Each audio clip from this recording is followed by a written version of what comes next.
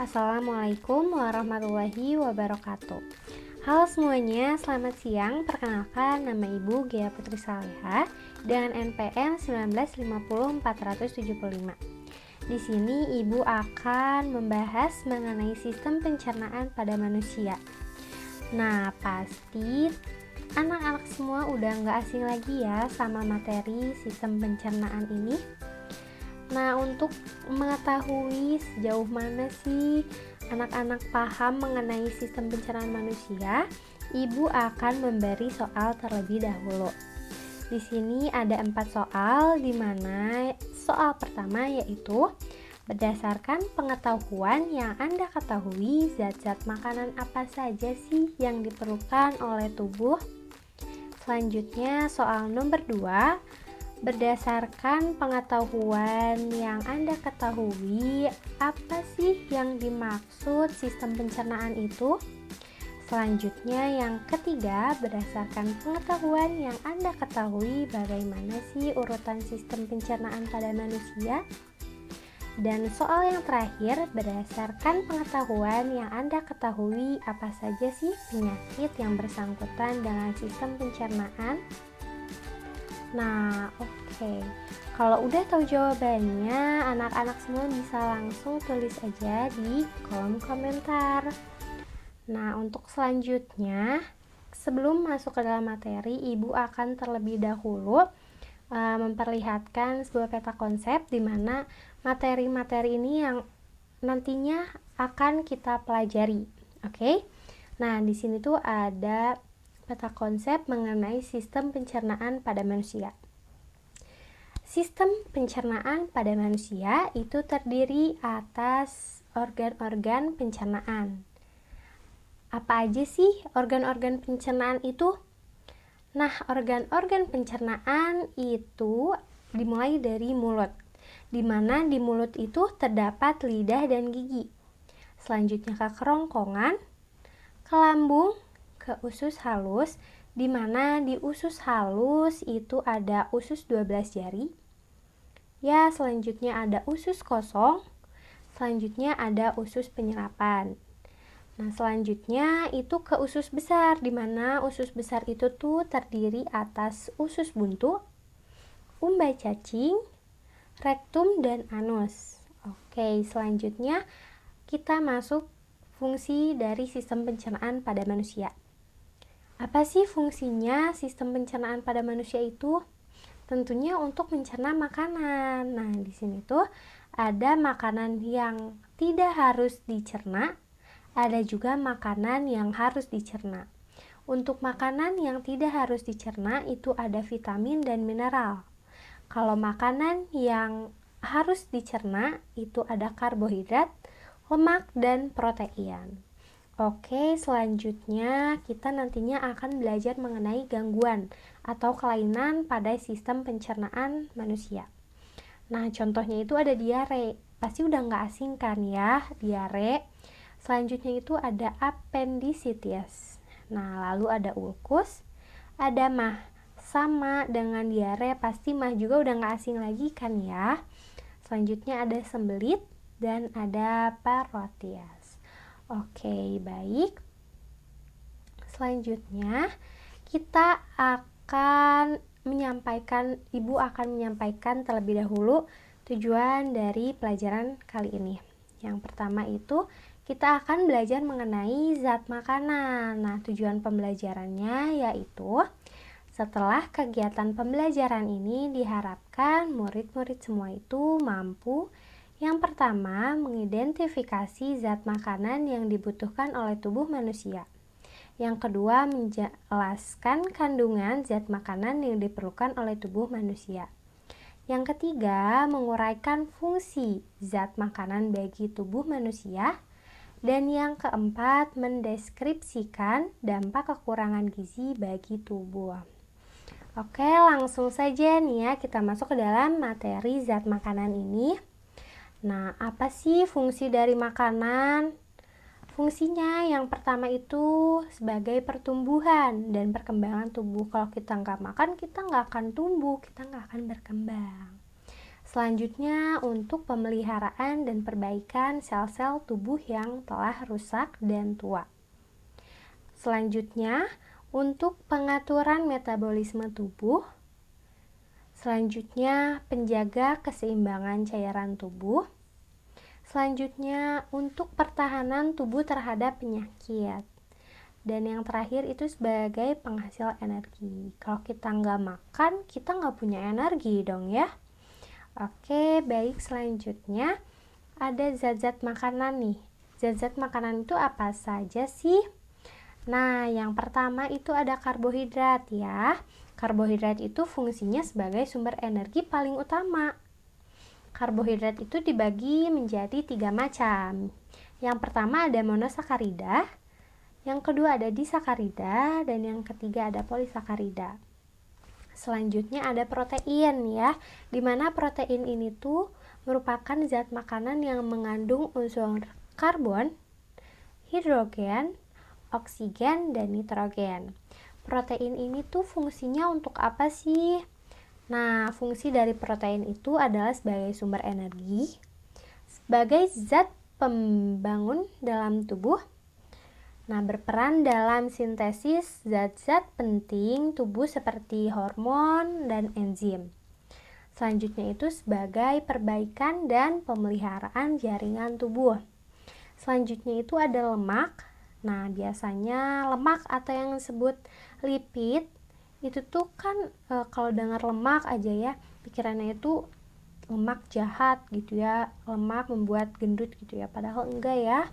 Nah, lemak atau lipid ini tuh tersusunnya dari unsur C, H, dan O, di mana fungsi dari lemak untuk tubuh itu yaitu sebagai sumber energi, sebagai pelarut vitamin A, D, E, dan K. Selanjutnya sebagai pelindung organ-organ tubuh, pembangun bagian sel, dan sebagai makanan cadangan. Tapi kalau misalkan lemaknya terlalu banyak juga nggak baik ya. Selanjutnya ada vitamin, di mana vitamin itu merupakan zat organik yang diperlukan oleh tubuh dalam jumlah yang sedikit. Walaupun diperlukan dalam jumlah sedikit nih ya, vitamin itu punya peran penting banget ya bagi tubuh, kayak untuk kesehatan mata, tulang, kayak gitu. Nah, semua jenis vitamin itu tuh dapat dibagi menjadi 2 golongan besar vitamin ya. Yang pertama itu vitamin yang larut dalam air atau vitamin B dan C. Selanjutnya ada vitamin yang larut dalam lemak. Ada vitamin A, D, E, dan K. Oke, baik, selanjutnya ada mineral. Mineral ini diperlukan oleh tubuh dalam jumlah yang relatif sedikit. Apa sih fungsi dari mineral? Nah, fungsi dari mineral itu sebagai bahan pembentuk berbagai jaringan tubuh. Misalnya ada tulang, gigi, rambut, kuku, ya, kulit, sel darah merah gitu ya. Selanjutnya juga sebagai bahan pengatur, misalnya keseimbangan keasaman cairan tubuh, proses penggumpalan darah, dan membantu proses metabolisme dalam tubuh. Oke, mungkin segitu untuk materi zat-zat makanan. Selanjutnya kita akan melanjutkan ke materi selanjutnya. Pelajari mengenai saluran dan kelenjar pencernaan makanan. Sebelum kita masuki ke dalam materi, Ibu ingin memberitahu tujuan dari pembelajaran kali ini ya. Nah, tujuan pembelajaran setelah kegiatan pembelajaran ini diharapkan mampu yang pertama itu menjelaskan organ-organ saluran sistem pencernaan dan fungsinya. Yang kedua, menguraikan fungsi dari kelenjar pencernaan. Nah, apa sih pencernaan makanan itu ya? Nah, pencernaan makanan itu merupakan proses perubahan makanan dari ukuran yang besar menjadi ukuran yang kecil. Proses pencernaan pada manusia terdiri dari 2 jenis, yaitu pencernaan secara mekanik dan pencernaan secara kimiawi. Nah, proses pencernaan manusia itu kan ada mekanik dan kimiawi ya. Kalau untuk proses pencernaan secara mekanik, ini tuh yaitu proses perubahan makanan dari bentuknya yang besar atau yang kasar menjadi bentuknya yang kecil dan halus ya pada manusia dan mamalia umumnya. Proses pencernaan mekanik ini tuh dilakukan menggunakan gigi. Oke, selanjutnya ada proses pencernaan secara kimiawi atau enzimatis ya, yaitu proses perubahan makanan dari zat yang kompleks menjadi zat-zat yang lebih sederhana dengan menggunakan enzim. Baik, selanjutnya ada saluran pencernaan manusia. Saluran pencernaan makanan ya merupakan saluran yang menerima makanan dari luar dan mempersiapkan untuk diserap oleh tubuh dengan jalan proses pencernaan. Nah, proses pencernaan itu ada pengunyahan, penelanan, dan ada pencampuran ya. Nah, dengan enzim, zat cair yang terbentang mulai dari mulut sampai anus. Saluran pencernaan makanan pada manusia itu terdiri dari beberapa organ ya, berturut-turut mulai dari mulut, selanjutnya ke kerongkongan, selanjutnya ke lambung, ke usus halus, ke usus besar, dan ke anus. Ibu akan menjelaskan mengenai kelainan dan gangguan pada sistem pencernaan. Nah, sebelum melanjutkan ya ke materi kelainan atau gangguan, Ibu akan terlebih dahulu memberitahu mengenai tujuan pembelajaran ya untuk kelainan dan gangguan pada sistem pencernaan ini. Yang pertama itu diharapkan siswa mampu menjelaskan gangguan atau kelainan sistem pencernaan pada manusia dalam kehidupan sehari-hari. Selanjutnya, yang kedua itu dapat menjelaskan teknologi yang berhubungan dengan gangguan pada sistem pencernaan. Nah, baik, kita langsung aja nih ya ke materi gangguan atau kelainan pada sistem pencernaan. Yang pertama itu ada diare. Pasti kalian udah gak asing lagi ya sama penyakit diare ini. Nah, diare ini tuh merupakan salah satu gangguan sistem pencernaan yang pastinya tuh udah banyak dialami oleh orang-orang ya, diantaranya itu kalian ya, dimana gangguan pencernaan ini tuh akan membuat perutnya itu terasa mules dan fesesnya itu akan menjadi encer. Selanjutnya ada gastritis, dimana merupakan penyakit atau gangguan dimana dinding lambungnya mengalami peradangan. Selanjutnya itu ada penyakit mah, ya pasti udah gak asing juga kan ya. Gangguan ini tuh terjadi karena tingginya kadar asam lambung. Penyebab utamanya yaitu karena pola makan ya yang tidak baik atau tidak teratur, atau bisa juga karena stres ya dan lain sebagainya. Nah, selanjutnya itu ada teknologi yang berhubungan dengan sistem pencernaan. Nah, ada beberapa kelainan ya yang tadi Ibu sudah bahas pada sistem pencernaan makanan ya. Nah, kelainan atau gangguan pada sistem pencernaan makanan ini tuh dapat diperiksa atau diatasi dengan alat. Nah, alat ini tuh disebut endoskop. Dimana endoskop ini tuh alat yang digunakan untuk memeriksa bagian atau organ dalam tubuh melalui celah atau bagian tubuh yang diiris. Nah, namanya itu endoskopi ya, dimana endoskopi itu tuh merupakan prosedur medis yang dilakukan untuk melihat organ dalam menggunakan alat khusus, yang dimana nantinya itu alatnya itu dimasukkan ya, kalau misalkan mau melihat organ pencernaan dimasukkannya lewat mulut. Nah, prosedur ini tuh memungkinkan dokter untuk mendeteksi masalah kesehatan di dalam tubuh ya, sekaligus mengobati masalah tersebut dengan lebih cepat.